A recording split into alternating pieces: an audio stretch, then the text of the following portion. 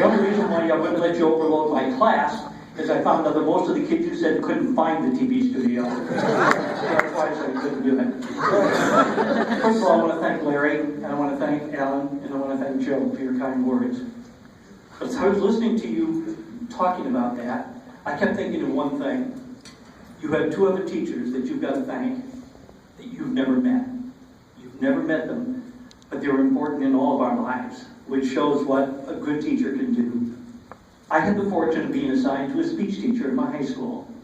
Didn't want to take speech, didn't care for it. Just like all of us, remember, we had to take sophomore speech at Thornton. I had the fortune of just being assigned to Wanda B. Mitchell's speech class. When I took her class, she was one of these teachers that made the class so exciting, so much fun. She was so energetic, so funny, that I decided I wanted to take 2 other classes by her because I knew they were going to be good and they were going to be the highlight of my day. The other teacher I had, never had him for a class. I had him for an extracurricular activity. He was a social studies teacher, but he was also a certified athletic trainer and was the athletic trainer for our high school athletic teams. He took on student trainers, and I worked for him for 4 years as a student trainer. In my senior year, I decided I wasn't going to college. I didn't think I could afford it. Didn't think I needed it. Nobody in the family really stressed it or ever went to college. Well, these 2 teachers during my senior year found out about this, and that wasn't going to happen. I got called into Wanda B. Mitchell's speech class, and both of them were there. And they said, "What is this, you're not going to college?" And I said, "No," and I told them the same reasons. And they said, "No, that's not an option. You're going to college." And they even picked the college out. And she said, "I want you to teach speech because you would make a great," she said great, I thought good, but she said great speech teacher.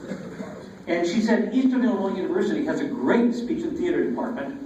Here's an application. I want you to fill this application out." And she said, "And I think you're going to get a scholarship." She said there was Illinois State's teacher scholarships. And if you read to teach for 2 years, you'll get free tuition and free books.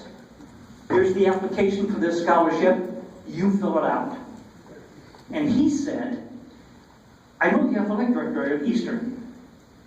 I think I've talked him into hiring you as a student trainer. They've never had one because they've never had anybody that was qualified to do it, and the coaches have to do it themselves." He says, "We have an appointment a week from Saturday to make sure this is happening." Then he drove me down to Eastern, and we talked the athletic department into hiring me as the athletic trainer, student trainer.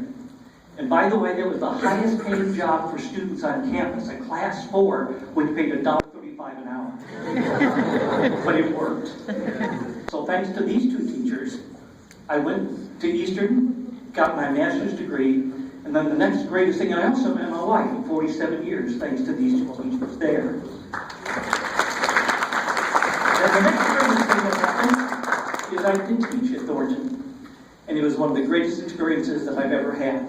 And I stayed there for 32 years because I loved it. And so I want to say to all the students that are here tonight, to each one of you, I hope you get one of these teachers. I hope you get one of these teachers that makes the class so exciting, so much fun, so much energy, that no matter what the course is, you begin to think, I think this is something I want to do.